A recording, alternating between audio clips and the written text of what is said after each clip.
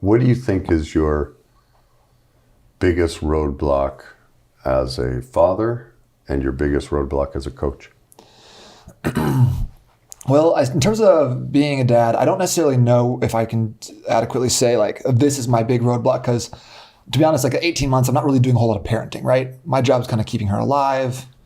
But now that she's kind of moving into talking, like, having more personality, it's kind of coming to like, now we're trying to set up boundaries and structure and stuff. So it's a little bit of like making sure that, the expectations are clear. And then if the expectations are unmet, we talk about those things. Or, like I don't want to be I want to be like a great dad that's firm and not getting rolled on by my my daughter, which I think could very easily happen to me because she's just so cute. Yeah. But I also want to make sure that she's raised with some structure and not necessarily just like let loose to her own devices. So I think that could be like an issue. I could see that where I could fall prey to that. Have you read any parenting books, taken any parenting classes, anything like that? I have not yet. I think the way to do this, because without getting into specifics of what you're struggling with, it's tough to go down that path. Mm-hmm. But the suggestion I give to any parent, and my belief is that, I'm going to kind of teach for a minute, okay? I personally believe my morals and values are and none of us are taught this, when we have a kid, we have a moral obligation and responsibility to go become an expert in learning how to parent. Following what our parents did isn't enough. Mm-hmm. Think of it. We go to college and all these things to get careers. And the single most important thing in life, being a parent, none of us take a class in. And we go, well, I know what to do. I know what my parents did. Well, who taught them? So let me ask you. I'm going to put it to you this way. I'll give you an analogy. Let's say you're a contractor and you'd been building homes for 30 years. Would you allow somebody who followed you around for 18 years but never was allowed to touch any tool, read the blueprints, do anything? Would you at 18 years old then expect them to be able to build a house? They haven't touched or done any of the work. They've just followed you around. Definitely not. Why? Because they don't have any experience. Well, and that's how we all parent. Mm-hmm. We think, well, I followed my parents around for 18 years. I know what to do. How? That's assuming they got it right. And that's assuming they even knew how to build a house, which they didn't. Let's face it. Not a single parent knows how to parent because we don't teach this stuff. That's totally fair. Like I've spent years and years becoming an expert in health, fitness, and coaching. So why should I not, make sure that that's like a big priority for me right now with parenting, which is obviously more important. Yeah. So the first key is to go become an expert. And that's reading books. And the single greatest key, I'm going to explain, there are two needs that every child has. The first one is attachment. We are the only species on the planet that if we don't physically and emotionally attach to another human being, will die. The other need we have is authenticity, the pursuit of our authentic power, of who we were meant to be in the world and what we were meant to express, okay? Well, because none of us have been taught any of this, what most parents do is they create a mini me. If it's a boy, he's going to play football and hunting. If it's a girl, we're going to go shopping and play dolls. That's not your job. Your job for 18 years, a minimum of 18 years, is to create an emotional environment where they are allowed to experiment and explore what they want to be, whether that's a stripper, whether that's a banker. It doesn't matter. It is not your job to dictate what their authenticity is. That's what creates the worst day cycle, which is in my book and everything. And that's what every kid struggles with. Now, the secret to doing that, remember, we need attachment. The secret is what's called attunement. What that means is when my child, regardless of any age, when for me to be the most effective parent to help them create attachment and grow in authenticity is my emotional environment is the single greatest determiner of our child's success. Your internal emotional environment or the one that you create in the home? Your internal. We all have stress, we all have fear, we all have struggles. Well, parents inherently think, well, they just know how much I love them. They don't. Kids don't. And if you're in a bad mood because are you married or, okay. Yeah. If you two are fighting, they know it. At an infant, they feel it. All right. If you're stressed, if there's some emotional discord in your life, kids are like a sponge. They feel everything and they will become what you feel. I mean, studies show if mom's stressed in pregnancy, it'll literally change the DNA and the total outcome of the child's life. Wow. Just in pregnancy. The whole DNA structure of the child changes. So the single greatest key is for you and your wife to become emotional experts in your own trauma, your own struggles, all of that. So that when life hits, you lose jobs, whatever, and your child comes running to you, you have the emotional skill and ability to put aside your fears, your worries, and be right there. What's going on? How are you doing? You can attune. Attunement isn't taking them to Chuck E. Cheese. It's not doing things, which is what most parents think. It's the ability to be present emotionally. So what'd you do today? Tell me all about it. Wow, why do you like that? I'll give you a story. It was one of the few times I was a good parent because I was learning about all this. So I was discovering all my mistakes. I had my youngest daughter, we were playing Dora the Explorer. She had this, big, what do they call it? Dollhouse like that. Yeah. And we're playing with it. And for whatever reason, I was very attuned that day. I wasn't controlling or anything. And I was like, okay, so what do we do?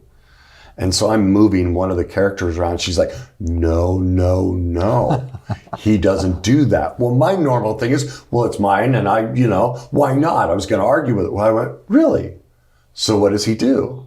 Well, he goes here. And I'm like, okay. And literally every time I tried to initiate any sort of action on my own, she'd go, no, that's not what he does. He does this.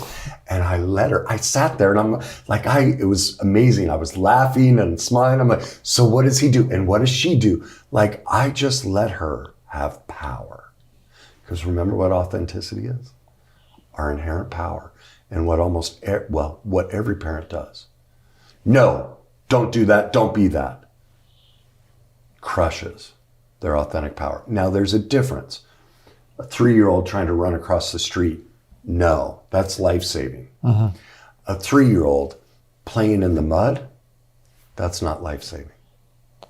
And so you learn, and so by becoming an expert in these things, and I can give you some resources on some great books to learn about that, but the key is go become an expert in your emotional discord. Okay. When you can work through that, you will model for your children how to do that. It's less about correcting their behavior, which is what most parents think parenting is I'm going to mold them into a behavior that's right. I mean, yes, we have to teach certain behaviors, but they think that's what parenting is about. It's not. It's about emotional stability. That's what creates a healthy, happy child. Okay. Is emotions.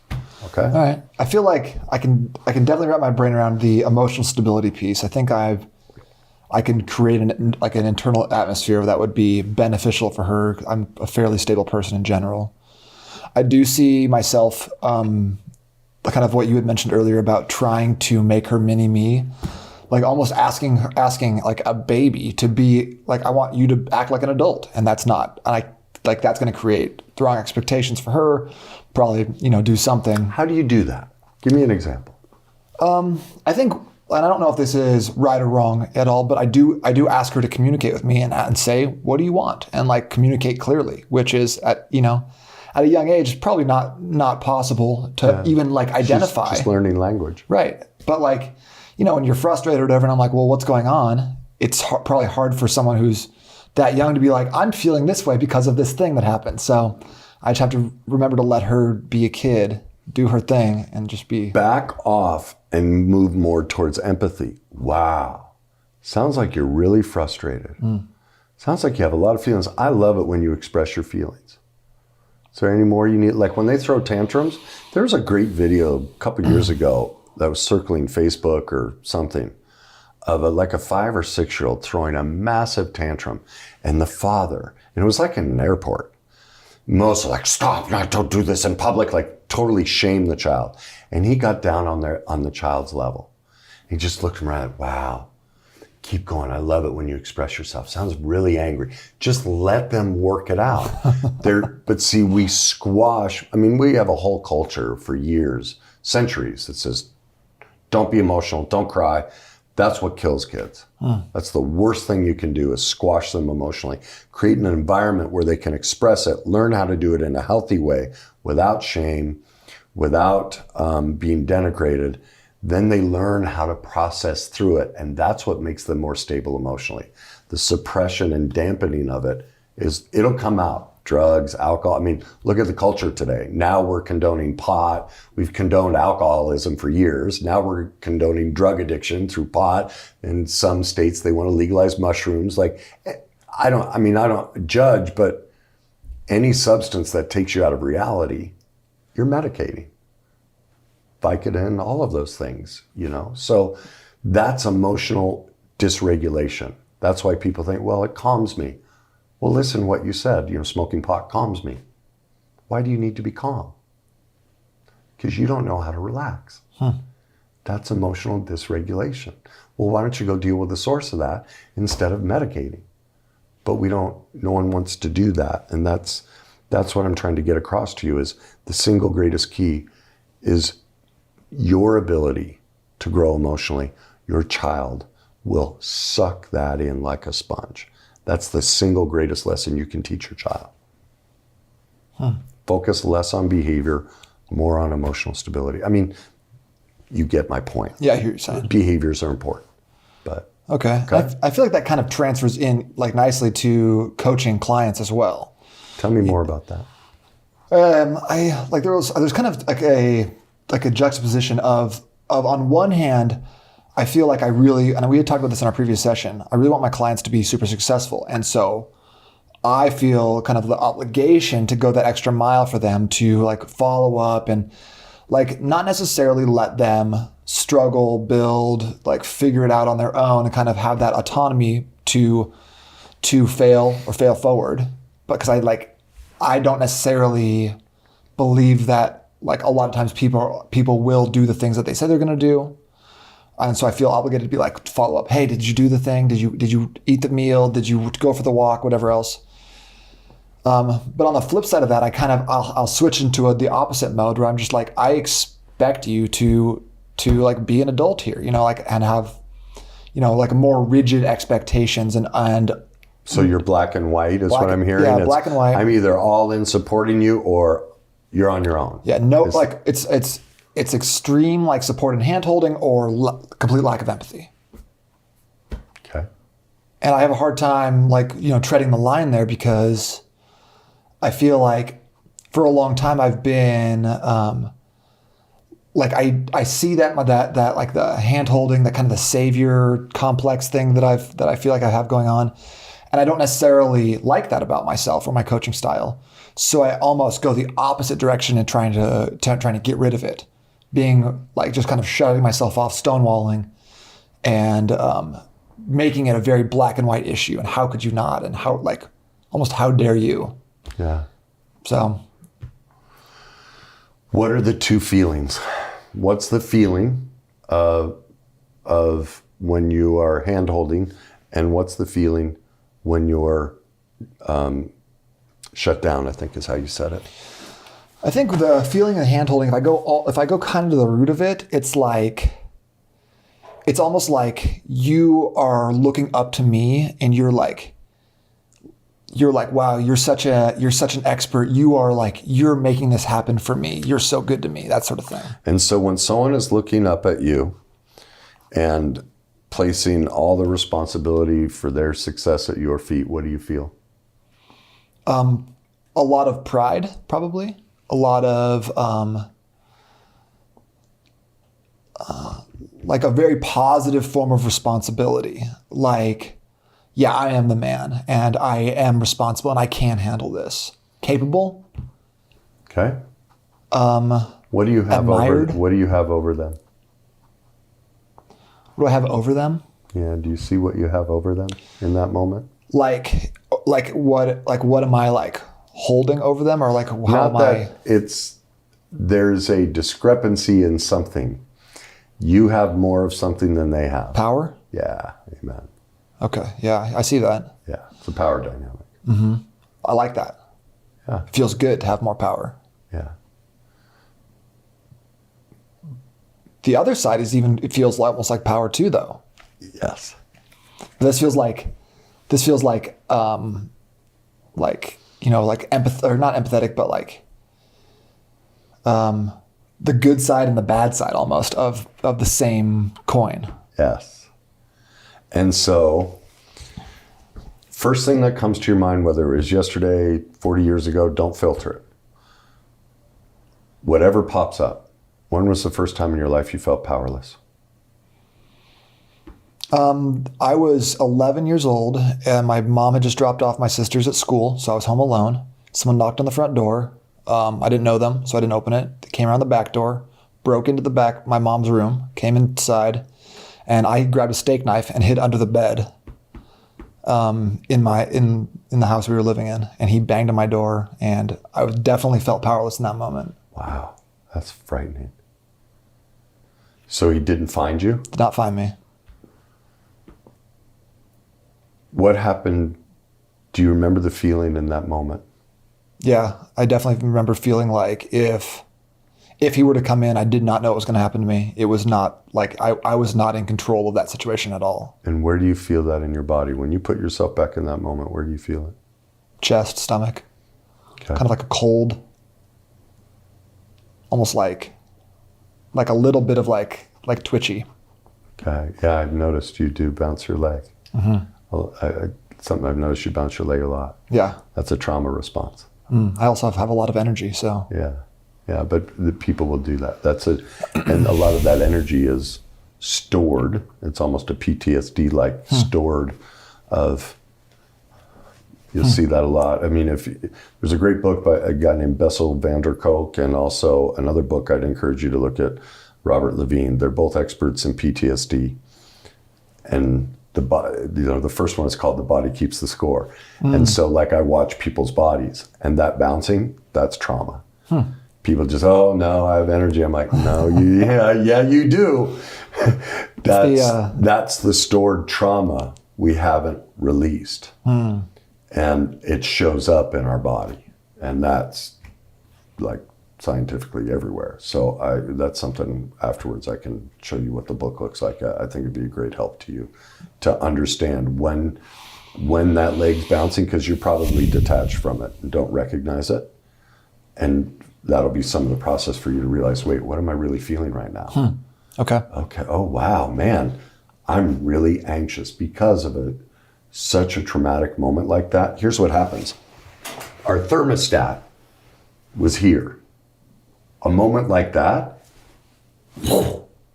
this becomes the new normal. Like you said, I have a ton of energy. Well, is that energy or is it fear? That's a discovery process for you. And it happens to a lot of people, adrenaline athletes and all that. That's because their childhood was so. David Goggins, his book. Yeah. Listen to his childhood and listen to him. He talks about how he made the choice to dissociate from, remember attachment, authenticity? He chose to drop his authenticity because he couldn't get attachment with his dad. And he developed, if you remember in my book, the false persona we develop in shame to try and get our power back. He says it in his own words, I developed a new, like, super ego. Nothing will hurt me. It's not even him. He's developed a persona that's so much more powerful than the abuse he suffered, but now he's in control of it. All he does is abuse himself. Every look at his, like, the ultra stuff he does. Yeah, I'm running on broken feet. it's pure self-victimization. It's the worst day cycle. Like, it's right there. Like his own description, if he read my book, he'd go, oh my God, I'm destroying myself just to survive my father's trauma. I haven't recovered from it. And that's kind of what you're describing with what you're going through. I feel like that black side of this is that David Goggins mentality. How dare you not just make the choice? And so when you were sitting there underneath the bed, what were you thinking and feeling? I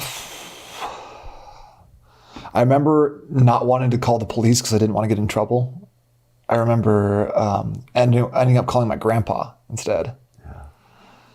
I think I was honestly afraid of just super unsure, not like had no idea what was going on, but also like had a distinct fear of like getting in trouble as well as a result of whatever was happening. Yeah. And so do you see how that correlates to either side of how you deal with your clients? What you just said, getting in trouble. I don't. Well, do you see how both clients are in trouble? This one is in trouble. They can't do it unless you do it for them. And this client's in trouble because they won't do it. Do you feel like when you say that, do you feel like they're in trouble and with It's your me, perception, or like they're in trouble? They're having trouble. What I'm getting at is because of the worst day cycle, we end up picking and replaying the events, the traumatic events from our childhood. And we put ourselves in those dynamics. How else in childhood, what was the dynamics with mom and dad? My parents split up probably a few months before this. I feel like I had kind of an intense childhood. I wouldn't say. Tell me more. I don't have a lot of memories of like stuff before probably like 6th, 7th grade, to be totally honest. I don't like, I have like, I'll get them occasionally, or I'll catch a smell and I'll be like, oh, that reminds me of a thing. But I don't have a ton of like vivid recollections. I know it was pretty rigid in the house. We had a lot of rules that we would follow. Who was the most rigid? Mom or dad?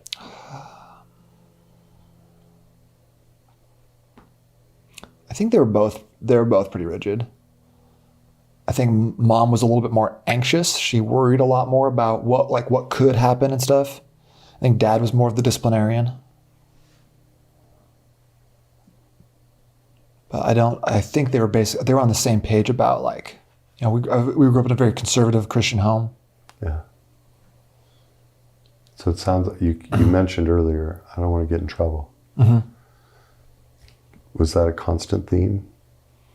Yeah, I think so. And I don't necessarily even think that I wasn't prone to getting in trouble. If you ask anyone, you'd know but there was that aura. Mm-hmm. I know what's going to happen if I get in trouble. Yeah. With mom or dad. And it wasn't like the belt was going to come out or anything like that. I just definitely, I didn't want to be in trouble. I did not want to be probably seen in that way of being naughty or being a bad kid. Do you have memories of the way they'd look at you? Or did they have certain phrases they'd say when you were less than perfect as a child? I don't remember. Okay. It's very common. There are many people who've never been through severe trauma in childhood, like from their parents.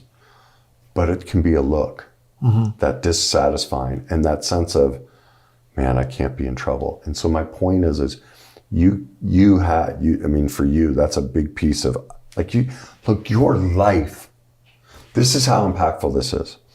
Your life was threatened. There's a stranger in the house. And what's your go-to? I don't want to get in trouble. It's not okay for me to be safe. What's most important in this household is I keep my parents happy. Remember, we talked about parenting. Mm-hmm. Attachment, authenticity. This is what parents do. If you go become your authentic self, you get in trouble. And so you wanted to be your authentic self. My God, there's an intruder. I should call the police. But what happens if I do? I'll get in trouble. So I have to squash my authenticity to keep attachment with mom and dad. The only way they'll love me is if I do what they want.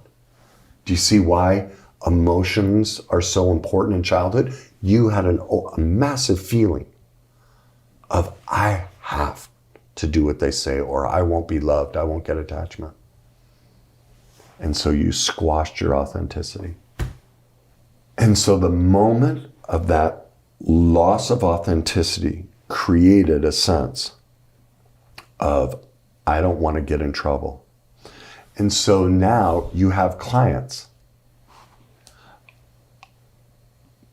where you're reliving that dynamic. On one hand, there's a part of you that's like, oh my God, I want to rescue that little kid under the bed. Right? I bet there's a lot of similarities between those types of clients who need a lot of hand-holding. And well, the question would become, do they need the hand-holding, or do you want to give it to them? Do you get the difference? Which would you say it is? I for sure want to give it to them. I don't, like, they probably, some of them need it, probably some of them don't. God, I love your honesty, because that's the right answer. Yeah, that's what happens. And then vice versa, boom, no.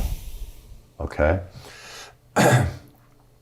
So the key for you to get out of this dilemma and get into moderation is to really sit and work through. First of all, it's giving yourself permission to let those memories come up of how you weren't good enough, of how you got in trouble. How did you have to drop your authenticity to create attachment with your parents? So that you were a good little boy. Not Nate and what Nate wants, but what mom and dad want. Because I have to be a good little boy first and foremost. I can't even call the police when my life is threatened. Do you get the impact of that choice? How does that feel? Have you ever considered the impact of that choice, of what the bind you were placed in? No, I'd never even thought about it in that context. Or like how I never even really thought of the fact that like I didn't call the police because I didn't want to get in trouble. That was just kind of like there, but I never really brought that up. So how's that sit right now? What's going through you right now?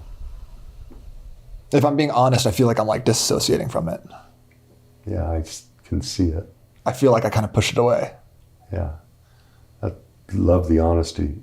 So now, how else do you push it away?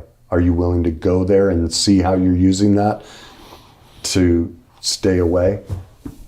What's your dissociative techniques?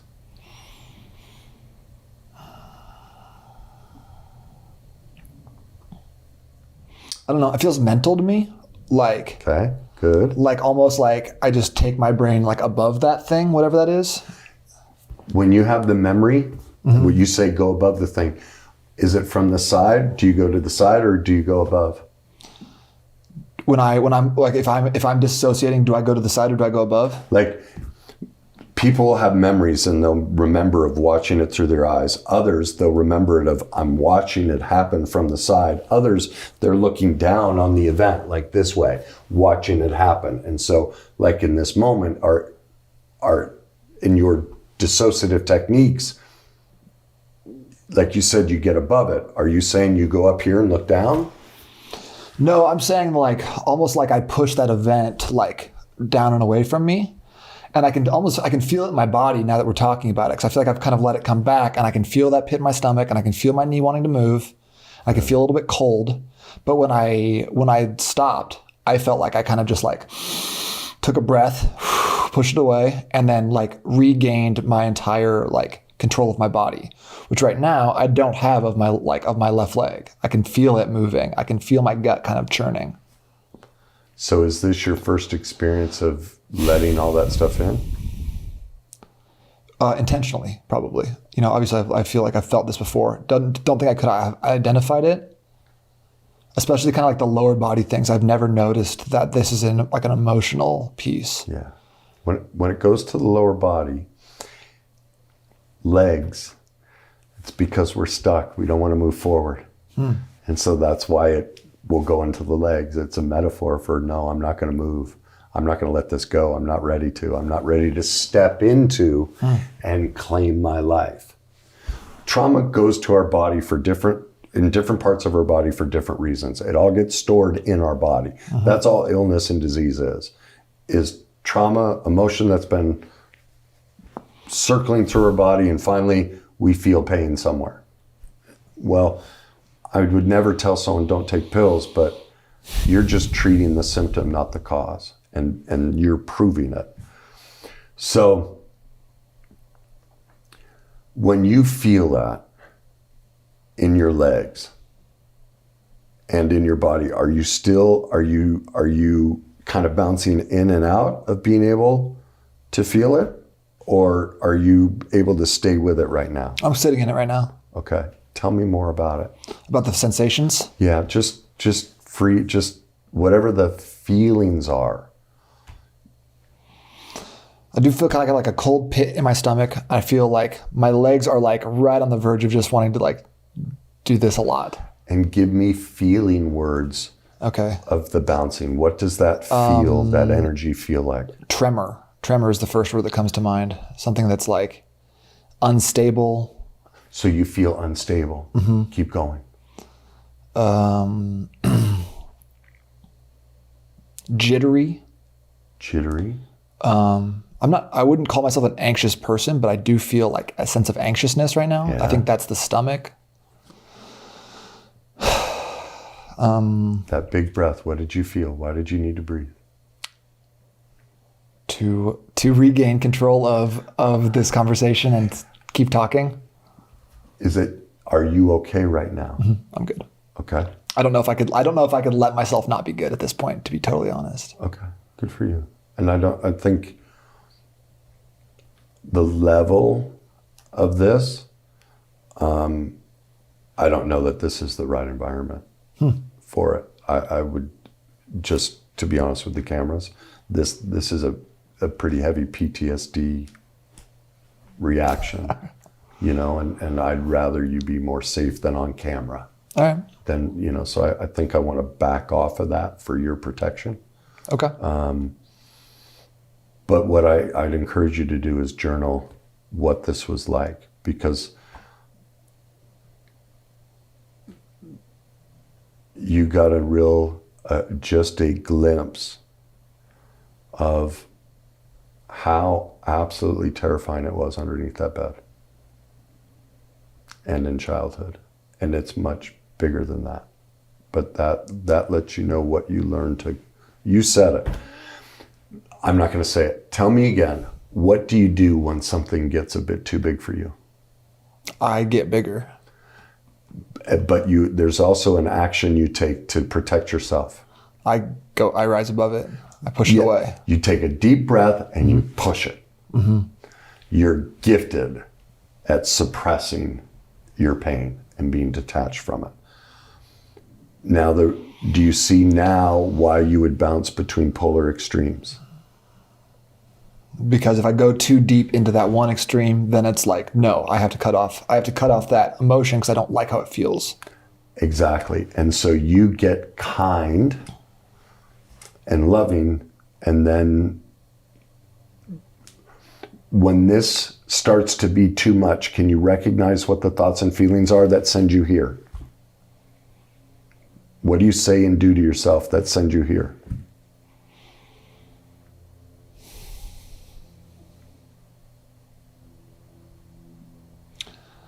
I don't know if I can actually recognize them. I've felt like I've been making a conscious decision to do so. What do you mean to change to being more like kind of that David Goggins hard ass style? I feel like I've kind of tried to like purposefully adopt that rather than just like slipping into it. Okay.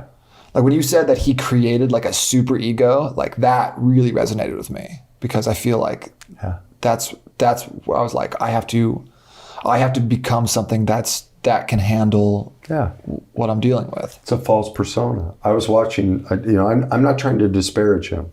My heart breaks. His childhood was horrific, and he's openly talks about it. But I literally listened to an interview of him, Jay Shetty, just 2 days ago. And he literally described how he shut himself off and created this persona. Well, that's not authentic. That's a maladaptive false persona to survive trauma. And remember my book. You've read my book. Remember the shame and denial portion. Because our trauma is so severe, remember it goes trauma, fear, shame, denial. The trauma is so severe, it creates overwhelming fear.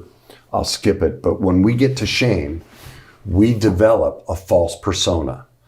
Because remember attachment, authenticity. I can't be authentically me, right? Because I'll lose attachment. Like his dad was so abusive, he could never claim himself. And so his words, he was always overweight and destroying himself, right? Because of how his dad treated him. So in that moment, he finally went, you know what? I'm going to create something that's more powerful than my dad. And the only way to do that is to destroy myself even more than my father did. That's how I get him back. If you read my book again, the shame and denial portions, and then listen to his interviews and you'll go, oh my God. It is textbook how the cycle works in everybody. And yet everyone's championing, yeah, go kill yourself. No, that's, and he even said in the interview, people always ask, are you happy? I'm driven. He's not happy. There's no happiness in self-destruction. He can't say he's happy. That was Joe Rogan. He couldn't say it. And that's what I'm not trying to disparage him or you. What I'm trying to draw attention to is how horrific the trauma is, and we dissociate from it so heavily. Like you're saying, I know we can sit here and go, listen, I did that for years with my mom. It's not that big a deal. So my point to you is, as far as the fathering and all of this, a control mechanism. Talk to me, right? I want you to think back, mom and dad, how did they do that? How did you have to be something so you didn't get in trouble? Do you have any memories? Specific?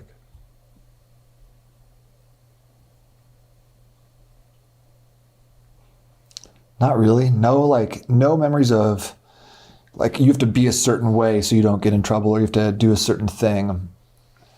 And if you were if you were asking me if I could even name a time I was disciplined in any form or fashion, I really couldn't do it. I don't really remember.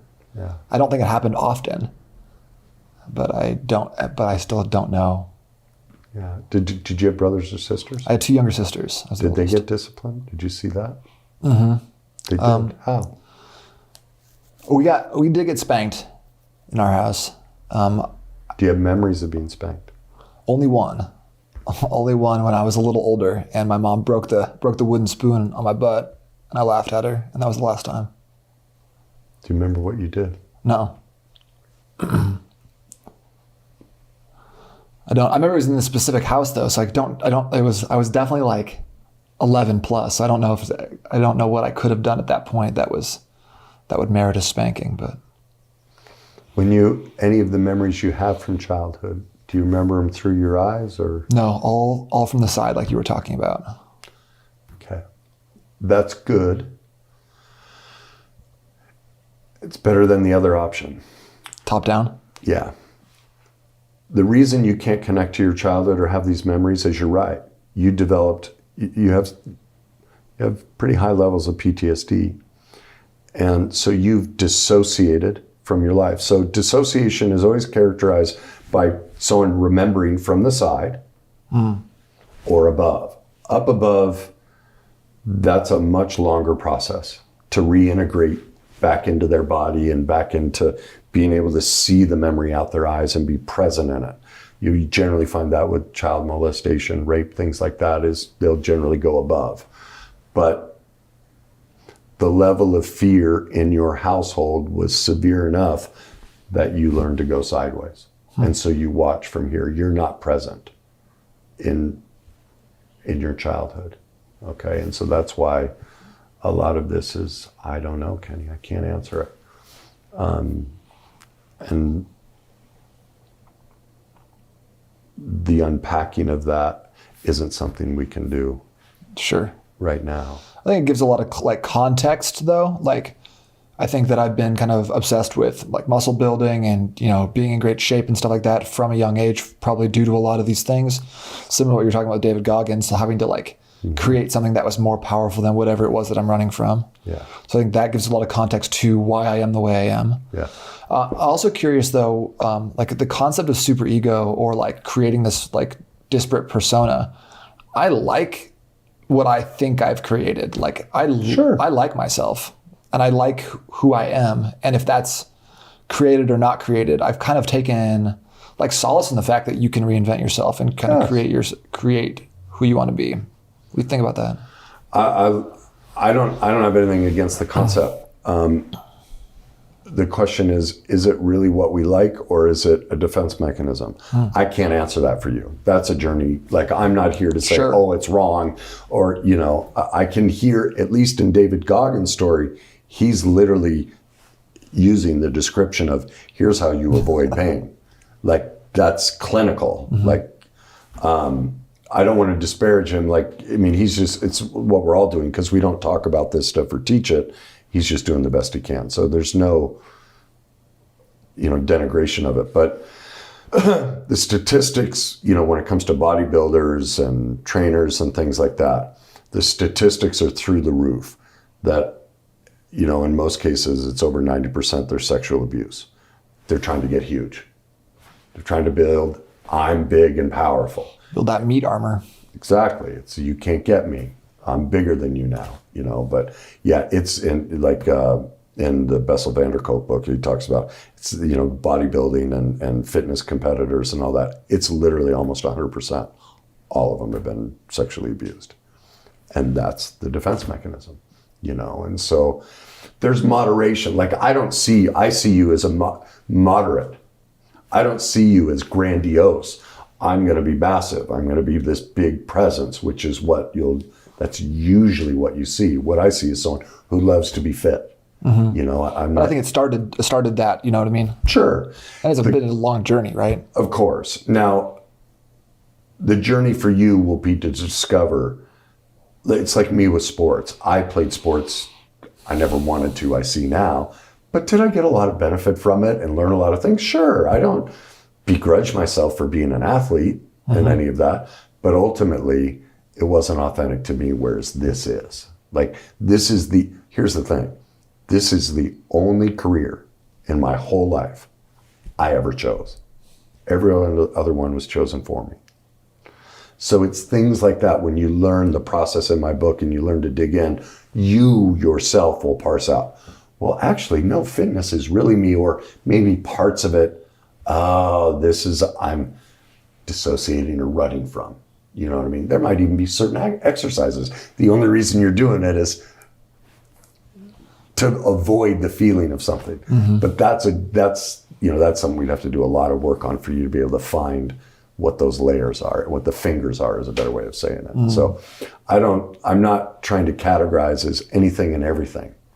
There are many layers to it. But yes, in general, a fitness career is about, I felt pretty powerless. And this is a great way to have power. Now, that doesn't make it bad. The question is, it's like I talked about in my book, The Day I Saw My Darkness. What you're describing is you're caught in your darkness. Giving yourself away and doing the work for your clients, and then being a bully.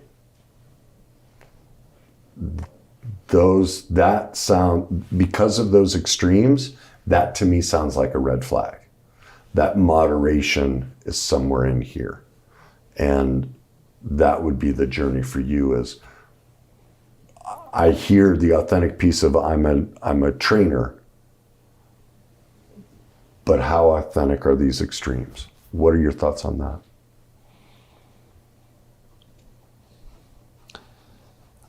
It feels to me like kind of like that you called it giving yourself away, and I like the way you put that. It feels to me like that almost feels like becoming, like again becoming powerless. And to avoid that, rather than being like pulling back moderately, I go, no, you have to I have to be mean about this. I have to kind of become aggressive. I have to like show my teeth a little bit more.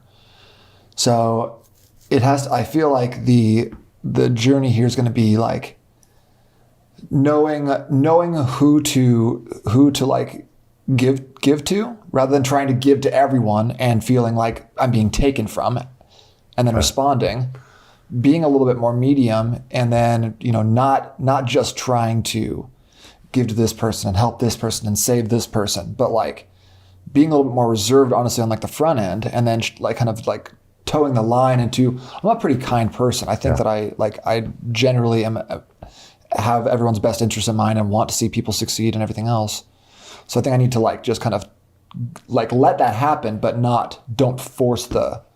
Would you like some suggestions of how to navigate that? Yeah. I call it the gas pedals. Mm-hmm. It's like dating. You get started, and if someone goes to 60 right away, it's like, ooh, that's scary, right? Mm-hmm. But so you start working with a client, and you push a little, 5-8 miles an hour. You see if they come with you. Oh, they are. Okay. They're doing the work and stuff. Okay, let's go to 15. Ooh, do they drop back to 3? That probably sends you to 60. I'd back off to 3. In other words, the trick with coaching is they have to choose it. Even though they're paying us, like rarely do I ever give advice. I mean, that's really the only time you should ever give advice is when someone pays you. But even then, most don't want it. That's why I give suggestions. And so, like with clients, I'll see that. I let them suffer. That was one of the things I learned was my wanting to fix somebody was my codependence.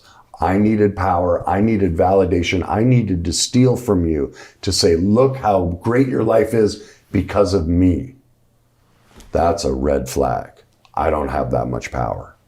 Like they spend 1 hour a week with me. All the other hours of the day, they're doing it on their own. Yes, I have knowledge and wisdom, but they choose if they use it. And so my wanting to be a savior is a red flag. It's just like a child. Create a space, an emotional safety place where they can choose what their authenticity is. And if all they want, they said they want to lose 50 pounds and they only lose 10, that tells me there's a life experience waiting for them. And I'm not going to get in the way of that.